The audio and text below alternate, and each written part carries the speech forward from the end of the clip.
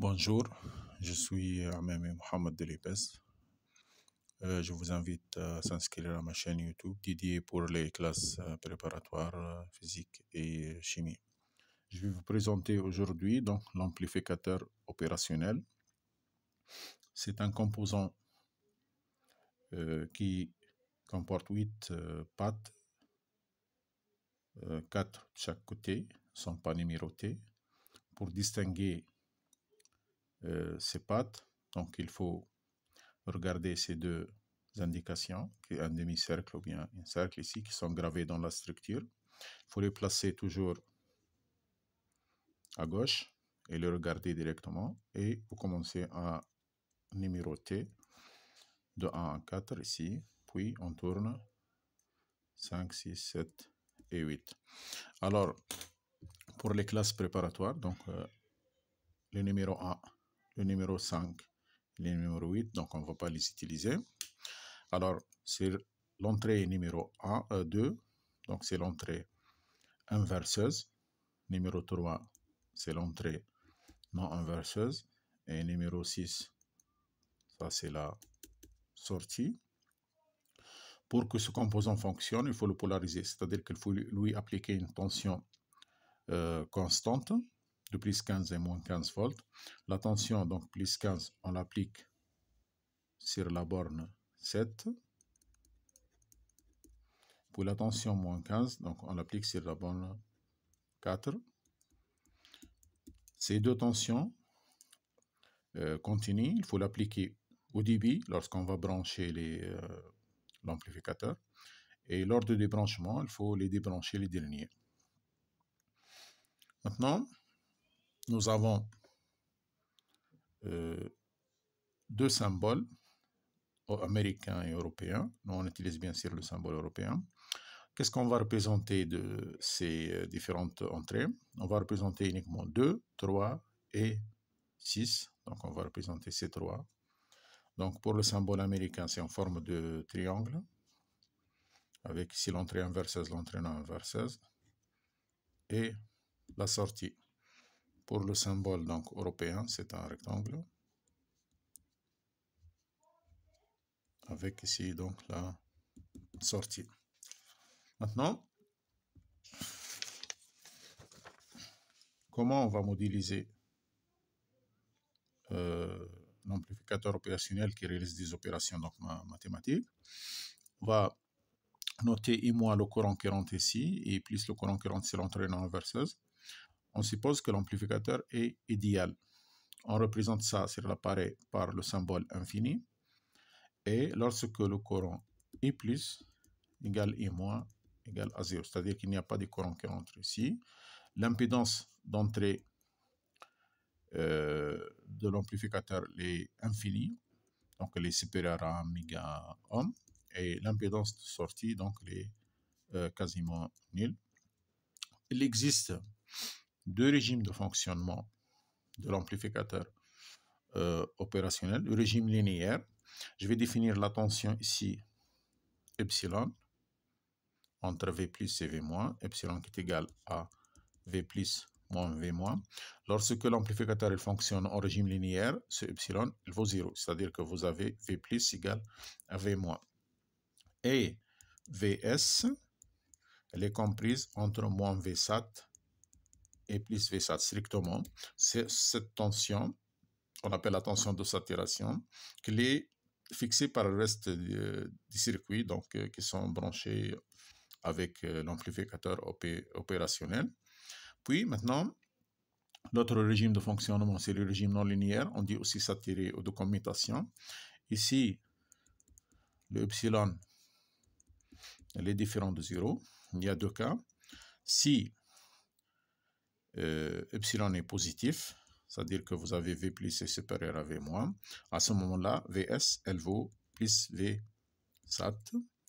Et si epsilon est négatif, vous avez V plus qui est inférieur à V moins, et Vs qui est égal à moins V sat. C'est-à-dire que dans le régime non linéaire, il y a deux états de sortie. Il y a deux constantes. Bien qu'il donne plus V sat, bien qu'il donne moins V sat, j'obtiens à la sortie donc deux tensions, uniquement deux tensions constantes. Maintenant, Si je prends l'amplificateur lui-même, pour qu'il fonctionne en régime linéaire, il faut avoir une relation ici entre l'entrée inverseuse et la sortie à travers des composants ou des... S'il n'y a pas de relation entre l'entrée non inverseuse et l'entrée inverseuse et la sortie, il bascule directement au régime non linéaire. Ceci, bien sûr, la liaison entre l'entrée inverseuse et la sortie est une condition nécessaire mais non suffisante. Maintenant, si je représente la tension de sortie en fonction de la tension différentielle epsilon, alors je trouve que j'en ai une constante ici, la saturation positive, puis un trait vertical, puis un trait horizontal pour la saturation négative. Entre les deux ici, nous avons le fonctionnement linéaire. Ici, vous avez deux fonctionnements donc non linéaires à la saturation positive et la saturation négative. Nous, on va s'intéresser au régime de fonctionnement linéaire. On va commencer par le premier montage, qui est le suiveur. Je vais appliquer ici une tension VE sur l'entrée non inverseuse. Et l'entrée inverseuse, elle est reliée ici à la sortie. Et donc ça, c'est la tension VS. Alors, vous avez V plus égale à VE. Vous avez V moins ici qui est relié à VS. Et donc, puisqu'il est au régime linéaire, donc on trouve VS égale à VE. Donc, vous remarquez que ce montage, donc il n'amplifie pas la tension, il peut amplifier le courant, donc, mais il peut jouer le rôle d'un adaptateur d'impédance, puisque son impédance d'entrée est très grande, son impédance de sortie est faible. Nous avons par exemple ici un circuit 1 et nous avons un circuit ici 2, la charge ou un oscilloscope de mesure. Pour que le circuit numéro 2 n'influe pas sur le circuit numéro 1, donc on met entre les deux un suiveur. On dit qu'on a réalisé une adaptation d'impédance. Maintenant,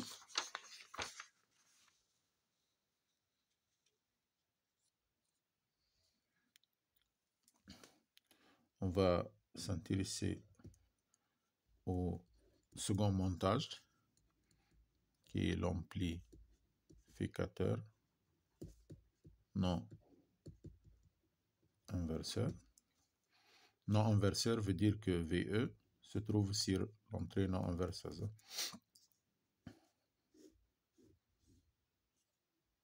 J'en ai ici plus, donc je vais appliquer le JBF ici qui va donner la tension VE. Et ici, donc j'en ai deux résistances, R1 et R2 qui est là à la sortie. Et nous avons ici VS. Alors, bien sûr, toutes les masses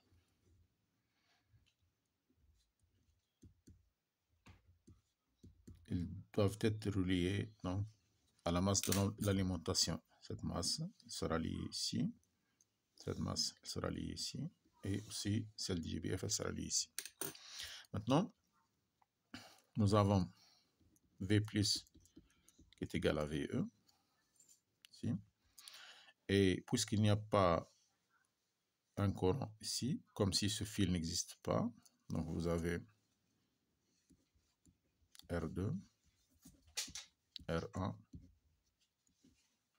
ici VS, et ça c'est la tension V-. Donc nous avons un pont diviseur. Donc vous avez V- qui est égal à R1 sur R1 plus R2 fois Vs. L'égalité de ces deux nous donne donc le gain qui est égal à Vs sur Ve qui est égal à 1 plus R2 sur R1. Maintenant, ce gain est positif, donc il n'y a pas de déphasage entre la tension d'entrée et la tension de sortie. Maintenant, si par exemple la tension d'entrée est sinusoïdale, alors la tension de sortie, elle sera une tension aussi sinusoïdale qui est amplifiée.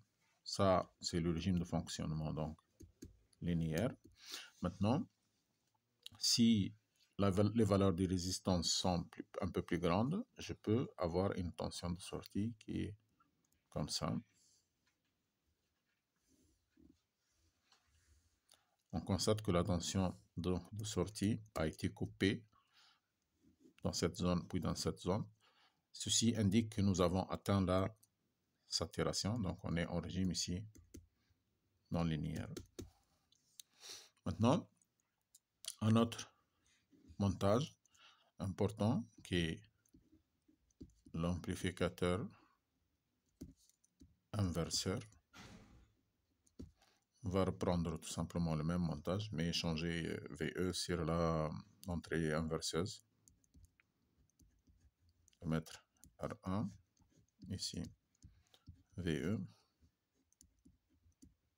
R2, puis la sortie. Je vais appliquer ici l'entrée non inverseuse est reliée à la masse. Donc je vais appliquer Millman ici. Donc j'en ai V- qui est égal à VE sur R1 plus VS sur R2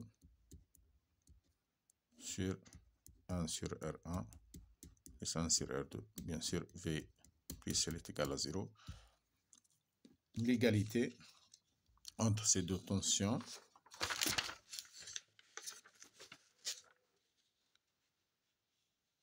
donne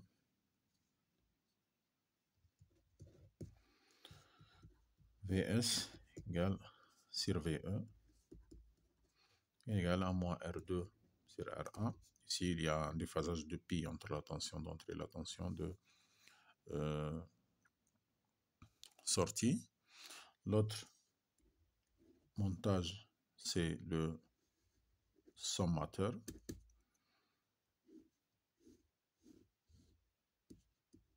Donc, je vais mettre sur l'entrée inverseuse deux résistances ici. R1 qui est soumis à la tension VE1 et R2 qui est soumis à la tension VE2. Et je vais relier donc la sortie à l'entrée inverseuse par R3 et l'entrée non inverseuse est reliée à la masse. Maintenant, j'applique aussi Millman ici. Nous avons V- qui est égal à VE1 sur R1 plus VE2 sur R2 plus VS sur R3 sur 1 sur R1 plus 1 sur R2 plus 1 sur R3. Et nous avons V plus qui est égal à 0. L'égalité en C2 donne cette partie qui est égale à 0. Et donc on trouve que Vs égale moins R3 VE1 sur R1 plus VE2 sur R2. Si je prends R3 égale à R1 égale à R2, donc on trouve que Vs égale à moins VE1 plus VE2. Donc la tension de sortie serait la somme affectée d'un signe moins. L'autre montage intéressant, c'est l'intégrateur réalise l'intégration de la tension d'entrée.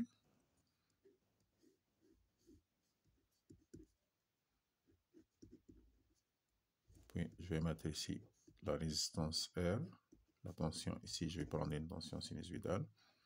Puis ici je vais mettre un condensateur Vs. J'applique Millman sur l'entrée inverseuse. Donc V- qui est égal à VE sur R plus VS sur ZC sur 1 sur R plus 1 sur ZC, avec bien sûr ZC est égal à 1 sur JC oméga.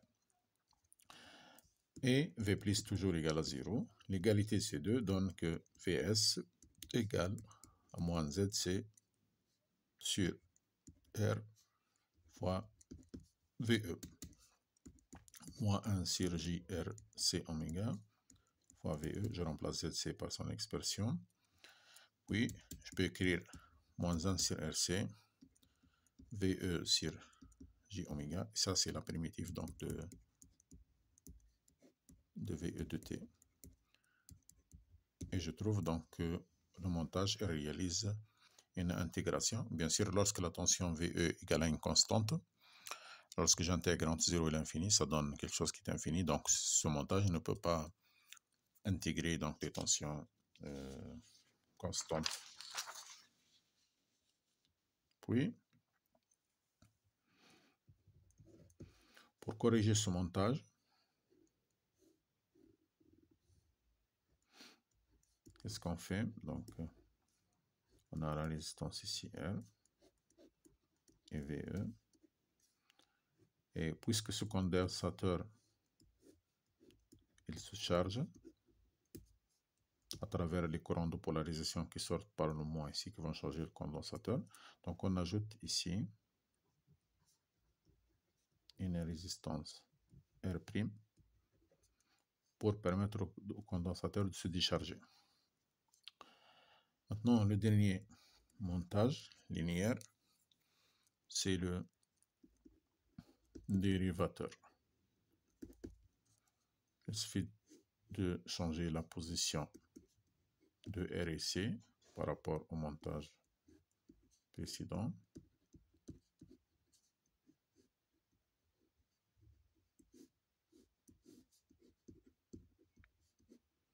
J'applique mes lois ainsi l'entrée inverseuse. V moins égale VE sur ZC plus VS sur R, 1 sur ZC plus 1 sur R, et V plus qui est égal à 0. L'égalité donc entre ces deux donne que VS égale à moins R sur ZC fois VE égale moins JRC oméga VE moins RC fois J oméga fois VE. Donc également RC et J oméga fois VE, c'est la dérivée de VE. Et donc je trouve que VS est également RC fois la dérivée de VE. Donc je réalise une dérivation. Voilà.